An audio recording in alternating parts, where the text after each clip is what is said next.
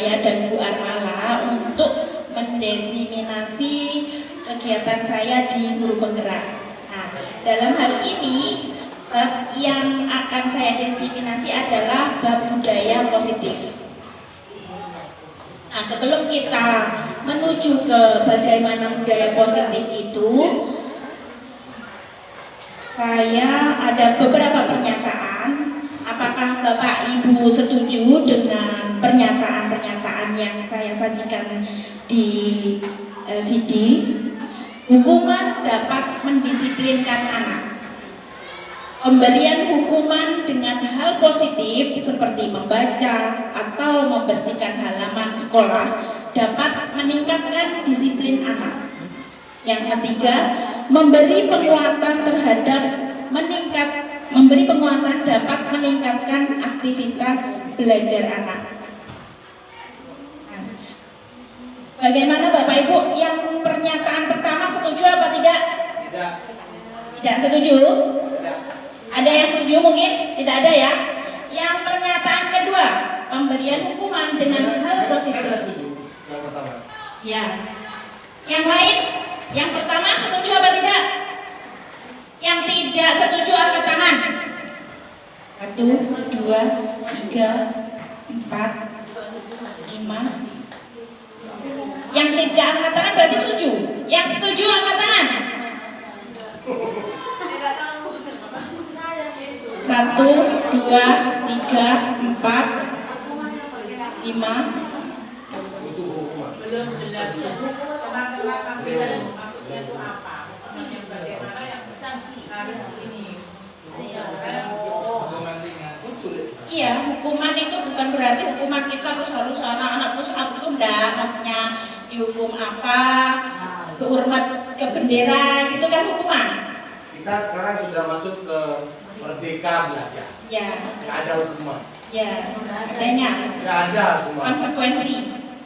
Mungkin dirubah menjadi bahasa konsekuensi dapat mendisiplinkan anak. Jadi anak yang telat dapat konsekuensi begini. Anak yang datangnya tepat waktu dapat konsekuensi begini. Begitu maksudnya. Ya. Bisa disiplin kan? Berarti Bu Wiwi setuju atau tidak untuk pernyataan pertama? Kalau kata-katanya hukuman. Baik, kalau misalkan saya ganti konsekuensi, setuju? Iya. Siapa yang setuju apabila kata-katanya saya ganti konsekuensi untuk pernyataan pertama? Angkat tangan, silakan. Pak Ahmadi tidak angkat tangan, berarti tidak setuju. Ada bahasa lain Pak Ahmadi. Ya, terima kasih. Sekarang untuk pernyataan kedua, pemberian hukuman dengan hal positif seperti membaca atau membersihkan halaman sekolah dapat meningkatkan disiplin anak. Setuju? Silakan angkat tangannya setuju. 1. Ya, pemberian hukuman maksudnya hukuman dalam hal positif. Hukumannya positif. Seperti membaca maksudnya dihukum membaca, dihukum membersihkan halaman. Itu dapat meningkatkan disiplin. Apakah setuju atau tidak? Saya ulangi lagi ya. Silakan yang setuju angkat tangan.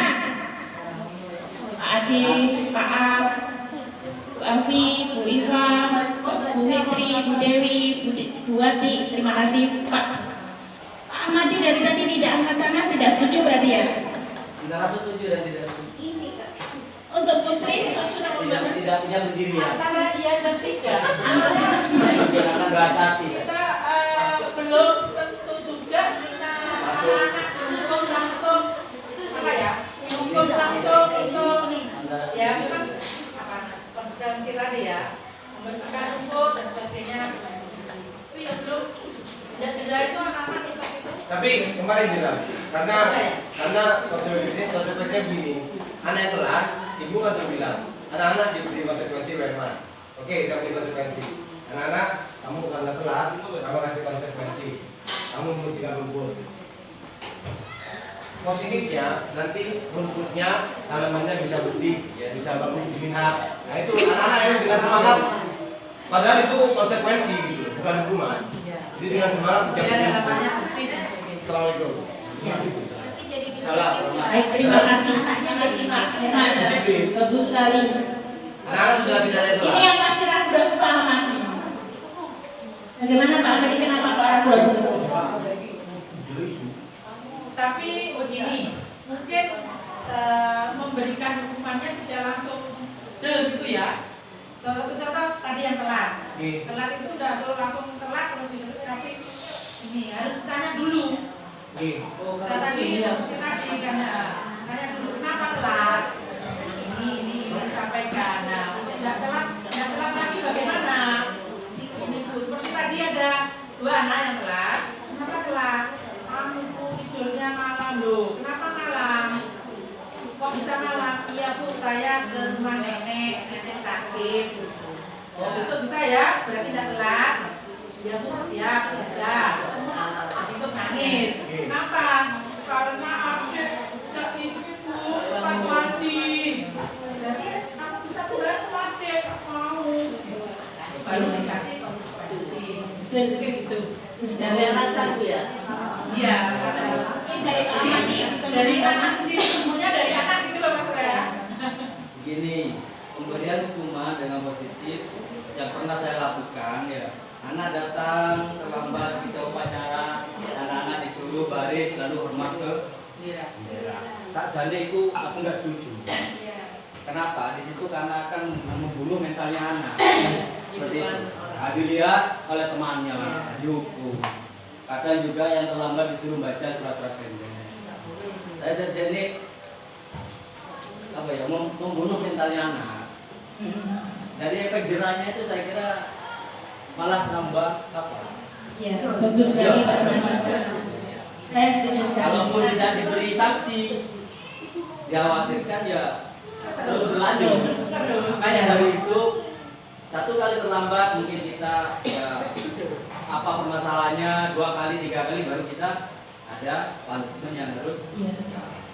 Nah, untuk pernyataan 3 kita lanjut ke pernyataan 3. Memberi penguatan dapat meningkatkan aktivitas belajar anak. Penguatan dalam hal ini mungkin memberi penghargaan atau mungkin memberi apresiasi. Setuju Bapak Ibu? Silakan angkat tangan yang setuju. 1, 2, 3, 4, 5, 6, 7, 8, 9, 10. Bu Prihatin nggak setuju kayaknya, kita angkat tangan. Ya, baik. Kalau seperti itu kita lanjut dengan permainan Bapak Ibu, karena di sini akan ada perubahan paradigma. Nah, Bapak Ibu dua orang nanti menulis, sobeklah secari kertas kecil, tuliskan benda atau sesuatu yang sangat berharga untuk Anda. Letakkan di salah satu tangan Anda dan genggam benda atau sesuatu tersebut dengan segala daya. Buatlah sebuah kepala, jadi digenggam seperti ini. Teman Anda yang B akan mencoba dengan sekuat tenaga dengan berbagai cara untuk meminta Anda memberikan benda tersebut. Bisa dengan cara memaksa, membujuk, mengancam, menghadik, mungkin mengancam. Nanti tak laporkan busur ya datang gitu, juga bisa. Menghadik, merayu, menyuap apa saja yang dapat membuka kepala tangan teman Anda. Nah, ini biar dibagikan sama Bu anak-anak. Apa yang terjadi nanti?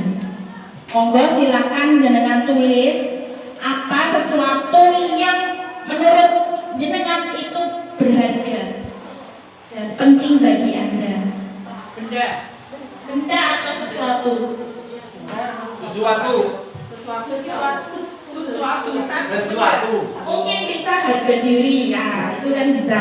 Harga diriku piro. Nah, atau mungkin HP, atau mungkin terserah jenengan nulis apapun, tapi itu nanti akan dengan genggam dan bagaimana teman Anda membujuk Anda untuk membukanya. Bu Wiwi pasangan kok. Nah, ngiring dia nulis apa? Ya, harus benda kan? sesuatu. Tidak harus benda. Ya, mungkin kepercayaan, kejujuran, nah seperti itu.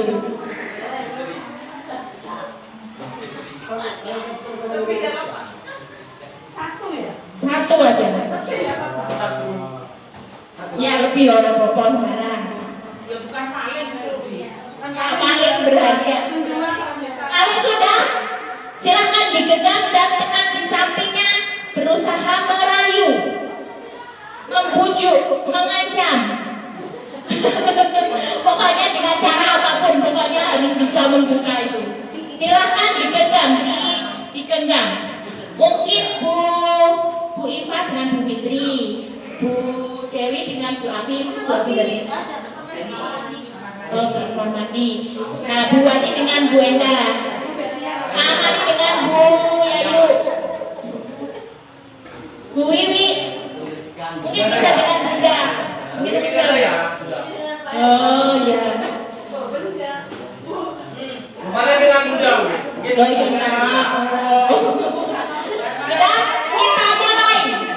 Kita mulai permainannya hitungan ketiga. 1, 2, 3. Silakan merayu teman Anda untuk membuka genggaman tersebut. Monggo digenggam Bu Yayu.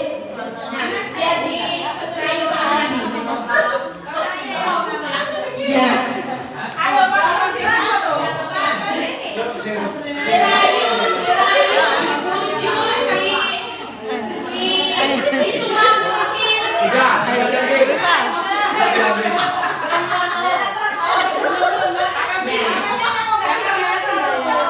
Sudah diambil. Sudah saya berikan dengan relati kok. Mau pensiun, mau pensiun kata dia. Jangan terbuka. Jangan terbuka. ini adalah barang keluarga saya. Tidak boleh dipegang oleh orang lain. Tidak bisa. Tidak berhasil. Harta tidak berhasil. Benda saya. Dirayu, dirayu. Harta saya. Dirayu, Tidak akan saya berikan kepada orang lain. Baik. Bagaimana Bu Wati berhasil? Berhasil. Tapi kalau lihat ya. Bu Enda berhasil. Tangan. Tidak berhasil. Saya sampai punya aku. Baik. Baik Bapak Ibu, sudah ya. Permainannya. Sudah. Jangan semua.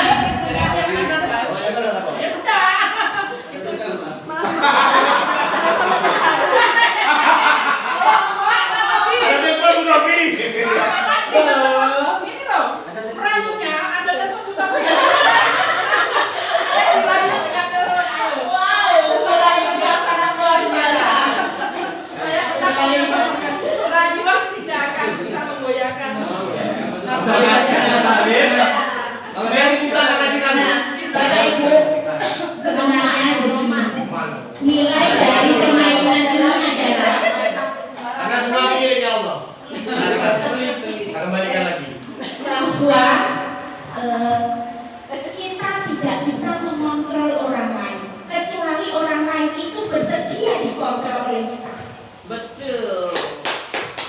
Jadi kita tidak bisa mengontrol orang lain apapun usaha kita, seperti tadi walaupun dibujuk dengan telepon dari Bu Sofi tidak akan terbuka kecuali kita sendiri yang mengizinkan diri kita untuk dikontrol. Makanya tadi ada yang berhasil, ada yang tidak. Yang berhasil itu karena memang Bapak Ibu guru tadi mengizinkan untuk dikontrol. Begitupun juga siswa-siswi murid-murid kita Bapak Ibu. Jadi untuk mengontrol anak-anak itu tidak mudah. Kita tidak bisa mengontrol anak-anak tersebut. Yang bisa mengontrol mereka adalah diri mereka sendiri. Tidak ada yang bisa mengontrol dia. Nah, tugas kita adalah memasukkan nilai-nilai yang kebijakan universal ke dalam diri mereka. Bagaimana caranya? Nah, sebenarnya kita termasuk dalam teori kontrol ini. Nah, seorang psikolog, Dr. William Glasser, meluruskan beberapa miskonsepsi karena kita selama ini miskonsepsi tentang makna kontrol. Yang pertama, ilusi guru mengontrol guru dan mengontrol murid. Sebenarnya guru tidak pernah mengontrol, tidak pernah bisa mengontrol murid. Tapi kita hanya ilusi saja, kita bisa mengontrol semua anak. Ilusi saja. Ilusi bahwa semua penguatan positif, efektif dan bermanfaat. Tidak, Bapak Ibu. Jadi penguatan positif itu tidak efektif. Jadi ketika tidak ada kita, tidak mereka tetap sesuai dengan keinginannya mereka. Yang ketiga, ilusi bahwa kritik dan membuat orang merasa bersalah dapat menguatkan karakter. Kita juga hanya berilusi saja untuk menguatkan anak-anak didik kita dengan cara membuat orang merasa bersalah. Yang keempat, ilusi bahwa orang dewasa memiliki hak untuk memaksa. Biasanya kita sebagai guru, karena kita sudah merasa dewasa, kita punya hak untuk memaksa mereka. Nah, itu sebenarnya menurut Dr. William Glasser, seorang psikolog, adalah hanyalah ilusi. Yang sebenarnya adalah yang bisa mengontrol anak-anak murid-murid kita adalah mereka sendiri, bukan kita. Itu ya. Nah, perubahan paradigma stimulus respon dengan teori kontrol. Siapa sesungguhnya yang memiliki kontrol? Herman kenal itu. Kalau di awal kita mencoba mengubah orang agar tetap berpandangan sama dengan kita. Ada teori kontrol, kita berusaha memahami pandangan orang lain tentang dunia. Jadi tentang dunia itu sudah berbeda-beda setiap pandangan. Yang kedua, perilaku buruk dilihat sebagai sesuatu kesalahan. Siswa yang nakal, siswa yang keket, itu pokoknya suatu kesalahan. Padahal di teori kontrol ini adalah semua perilaku memiliki tujuan. Bisa jadi mereka mencari perhatian, mereka mencari kesenangan, mereka mencari kebebasan. Jadi di teori kontrol seperti itu. Yang ketiga, orang lain bisa mengontrol saya. Pada kenyataannya hanya Anda yang bisa mengontrol diri Anda. Tidak ada siapapun kecuali Anda mengizinkan dikontrol. Saya bisa mengontrol orang lain. Kenyataannya Anda tidak bisa mengontrol orang lain. Pemaksaan ada pada saat rujukan gagal. Nah, kalau sudah rujukannya gagal dipaksa. Tapi katanya ditarik-tarik, nah itu tidak pemaksaan karena kegagalan yang pertama. Akhirnya kita memaksa. Yang benar adalah kolaborasi dan konsensus menciptakan pilihan-pilihan baru. Yang terakhir, model berpikir menang kalah. Sebenarnya yang benar adalah model berpikir menang-menang, dimenangkan semua. Ini saya ingat Pak Amir pernah bilang win-win solution. Ya Pak Amir ya? Yep. Ini Pak Amir dulu pada saat PPD win-win solution. Selanjutnya Bapak Ibu, selama teori kontrol ini juga ada teori motivasi perilaku manusia. Kadang anak itu mematuhi kita hanya untuk menghindari atau menghindari ketidaknyamanan atau menghindari hukuman. Nah di sini dia dalam pikirannya terdapat apa yang akan terjadi apabila saya tidak melakukannya. Nah di sini saya juga masih sering di sini posisinya. Apa yang akan terjadi apabila saya tidak melakukannya? Ini ada di benaknya anak-anak. Karena kita sebagai guru pasti memberi konsekuensi apa kalau misalkan dia tidak mengerjakan PR. Yang kedua, untuk mendapatkan imbalan. Jadi motivasinya anak-anak itu hanya untuk mendapatkan imbalan atau menghindari ketidaknyamanan itu atau menghindari hukuman. mendapatkan imbalan ini? Apa yang saya dapatkan apabila saya mendapatkannya? Nah, jadi yang kedua ini masih ada di benaknya anak-anak.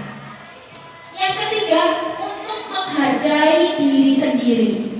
Saya akan menjadi seperti apa bila saya melakukannya? Seharusnya ini yang ditanamkan kita dari awal. Biar anak itu menghargai diri sendiri, apa yang harus kita lakukan?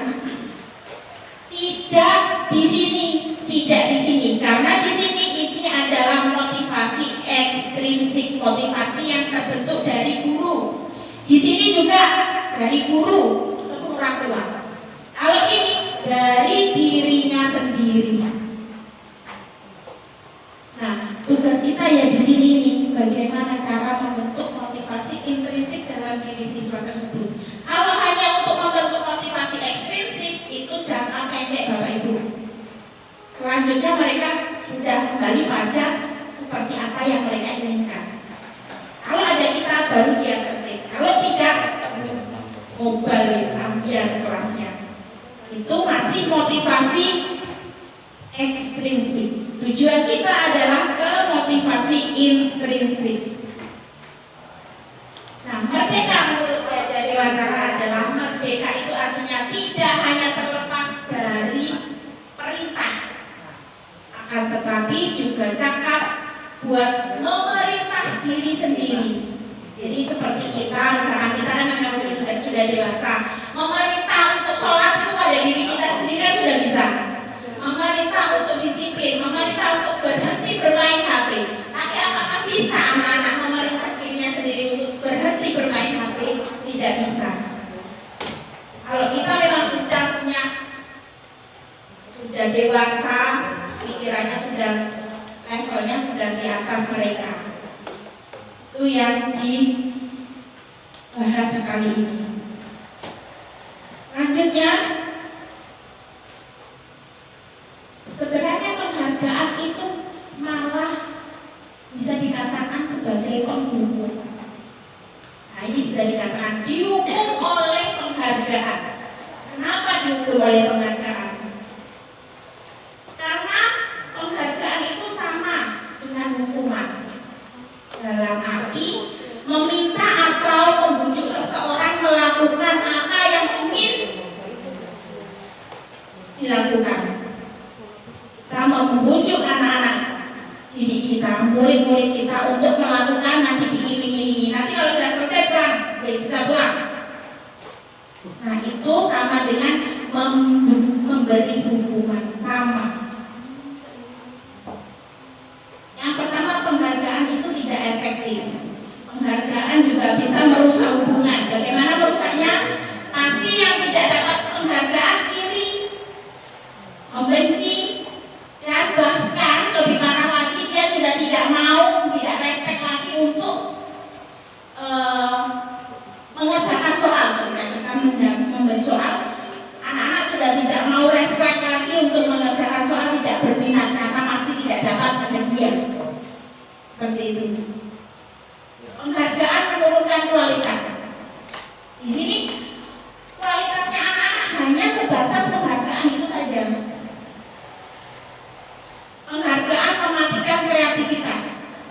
Berdasarkan penelitian-penelitian yang sudah, yang beberapa buku yang sudah saya baca, itu penghargaan memang mematikan kreativitas. Anak-anak yang mendapat penghargaan tidak bisa mengembangkan, misalkan dia berlomba untuk membuat puisi. Ketika ada penghargaan, puisinya hanya sebatas untuk mendapatkan penghargaan itu saja. Dan yang kelima, penghargaan mengurangi motivasi intrinsik. Yang kita bahas tadi, motivasi intrinsik terkurangi. Yang bertambah hanya motivasi ekstrinsik. Nah, apa yang harus kita lakukan? Kok penghargaan nggak boleh, hukuman nggak boleh? Nah, pengakuan Bapak Ibu. Jadi kita hanya membutuhkan pengakuan atau apresiasi kebajikan. Contohnya bagaimana? Nah, seperti ini. Kemarin saya perhatikan rasa empati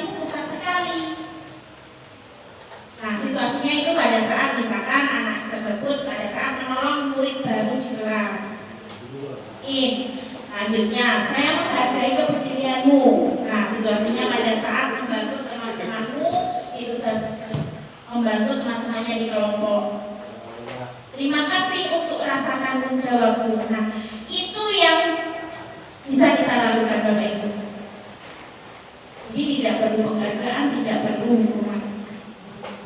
Kita hanya perlu pengakuan atau apresiasi kebajikan dengan contoh-contoh seperti ini. Next. Seperti yang saya katakan tadi, setiap perilaku pasti ada karena ada tujuannya. Biasanya anak-anak, setiap manusia itu punya kebutuhan dasar manusia. Yang pertama pasti ini bertahan hidup, penguasaan freedom, kebebasan freedom, kesenangan, fun, dan kasih sayang dan rasa diterima. Seperti kulit saya di family. Rasa ingin diterima padahal tidak pernah diterima oleh teman-temannya. Akhirnya apa yang dia lakukan? Menjahili teman-temannya terus. Karena dia punya kebutuhan kasih sayang dan rasa ingin diterima ini. Makanya dia menjahili temannya, usil, ingin diperhatikan. Ada pula kalau misalkan di kelas itu mulai terus dia ingin kebebasan, kesenangan. Nah, jadi kita harus memenuhi dulu kebutuhan dasar mereka. Bertahan hidup. Kalau bertahan hidup pasti ini sudah dipenuhi oleh orang tua mereka masing-masing ya Bapak Ibu ya. Nah, kebutuhan dasar inilah yang perlu Bapak Ibu ketahui. Anak ini yang mana ya kebutuhannya?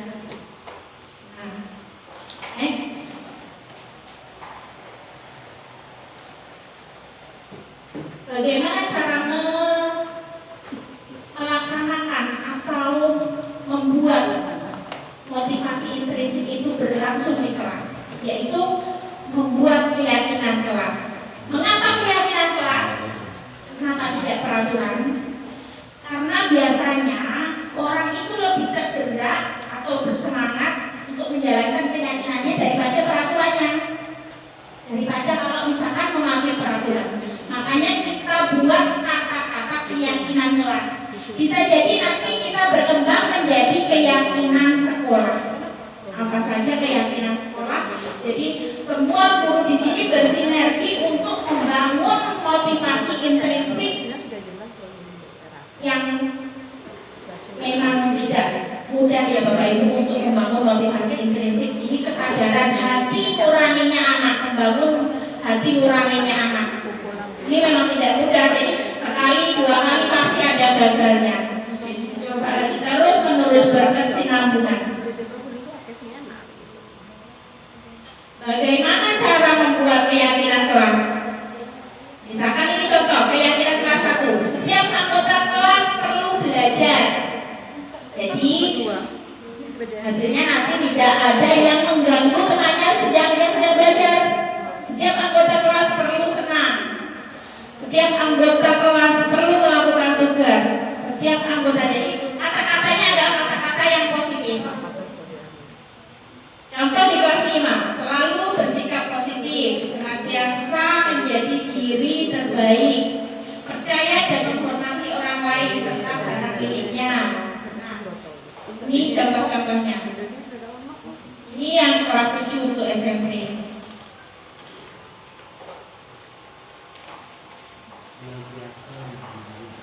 Nah, kita sebagai guru ada 5 posisi kontrol yang biasa kita lakukan. Yang pertama ini pendukung, yang kedua pembuat merasa bersalah. Ini kadang saya ini pembuat merasa bersalah. Kamu ini nak gak kasihan sama Mufalek seperti itu. Pernah Bapak Ibu seperti itu? Pernah? Berarti saya saja berarti.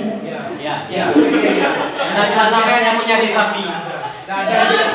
Sini ada dikasih di murid. Terus kita posisinya biasanya juga sebagai teman. Nah, Pamir ini. Pamir ini sering. Posisinya guru sebagai teman. Ada juga yang pemantau. Adik. Dan ada juga yang manajer. Apa sih ini maksudnya? Kita simak video berikut ini. Demo minggu dah bang. Video. Yang enggak hot ya. Hot Cuma beli SD ya.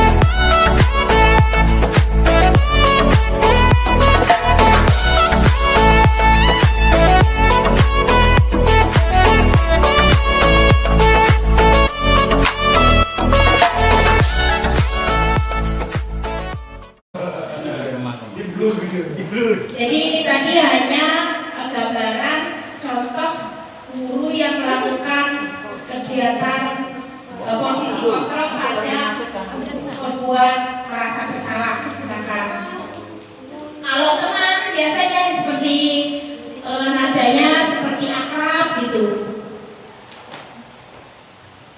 Ya.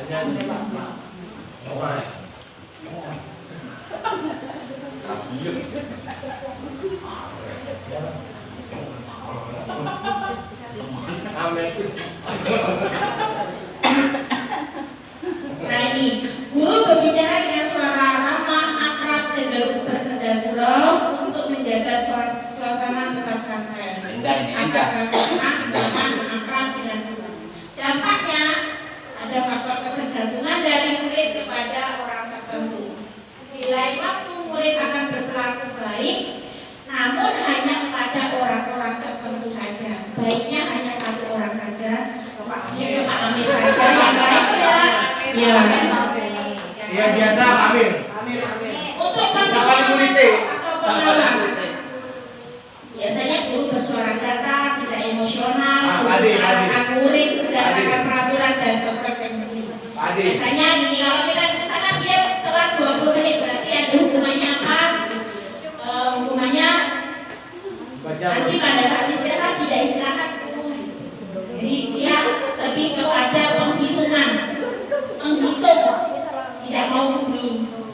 Lanjut yang posisi manajer. Posisi manajer, guru bersuara netral, tidak emosional, tidak terlalu ramah, dan juga tidak bernada tinggi. Dampak positifnya, murid belajar dari kesalahan dan mencari solusi untuk menyelesaikannya mandiri, percaya diri dan bertanggung jawab.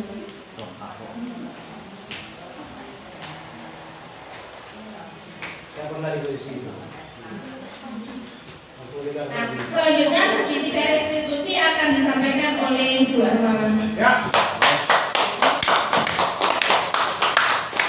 Ini boleh jam 8. Betul, kami hasilnya. Pulang jam 4, jam 5 inilah hasilnya. Oh, keren. Ini dah. Siap, ada. Ternyata nggak video ini sampai. Bude watching jemput. Bagaimana seorang guru yang berada dalam posisi menggunakan penerapan segitiga restitusi?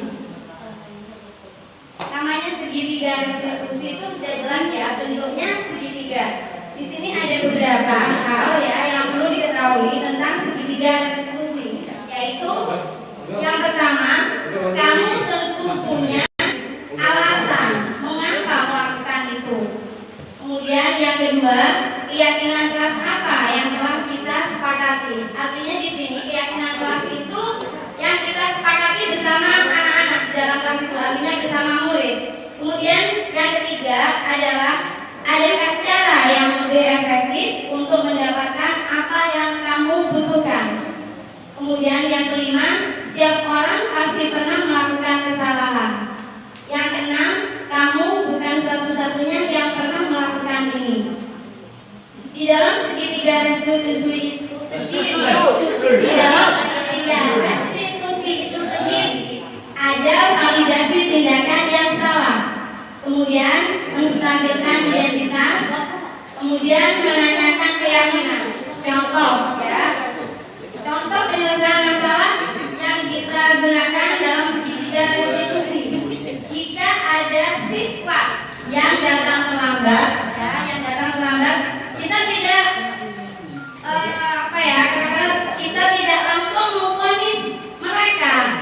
ya, tapi kita tanyakan dulu.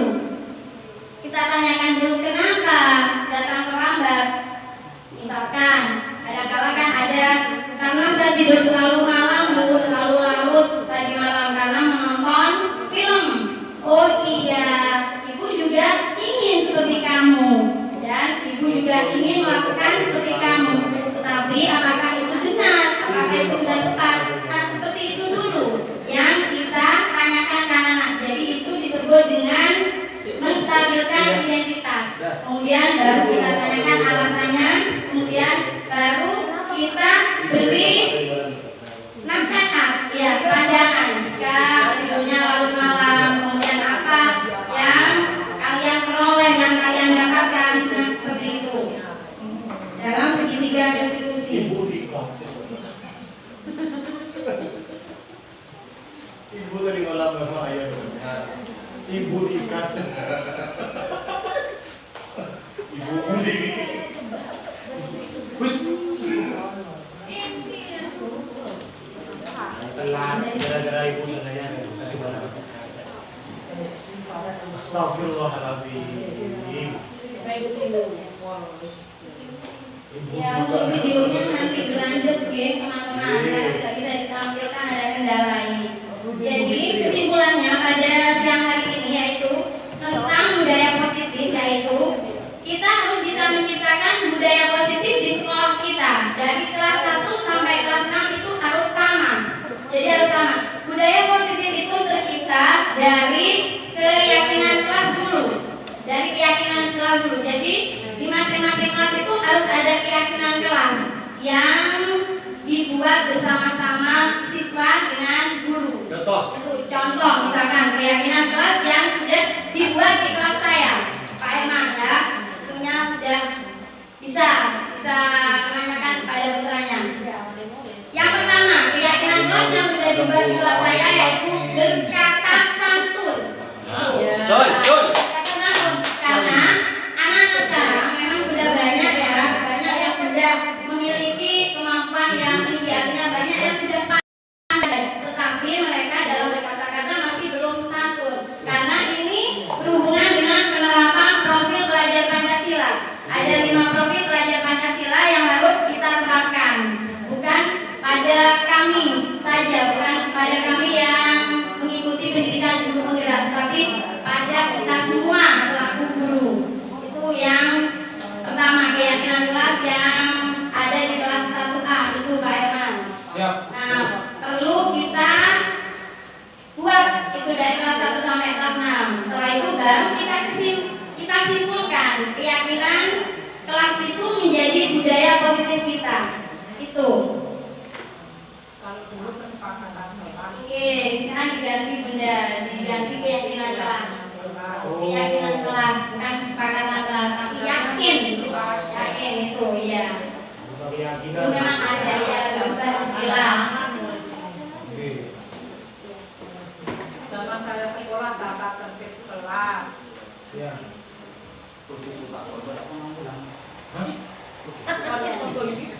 Pokoknya domba apa Ben? Dan mungkin ada yang mau ditanyakan Bapak Ibu. Itu kalau di dalam kelas, kalau di lapangan gimana? Saya kan selaku pelaku lapangan.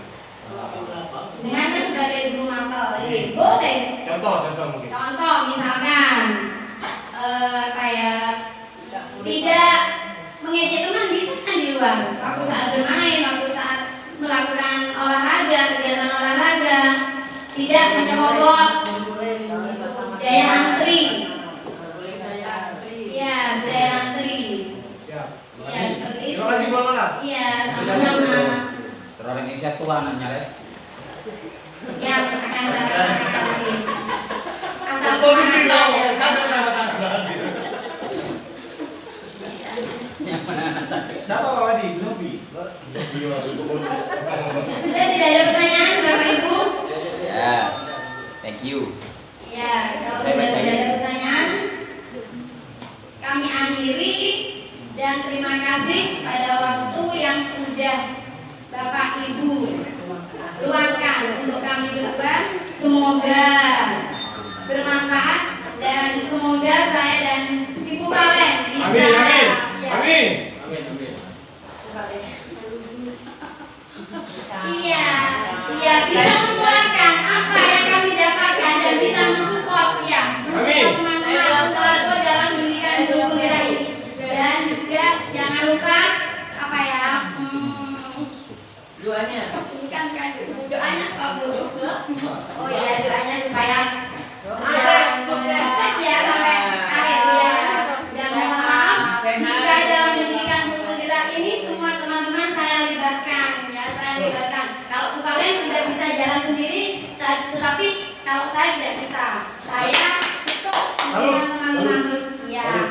jalan sendiri, Bu Arman? Iya, tak bisa jalan sendiri Tak saya. apa-apa.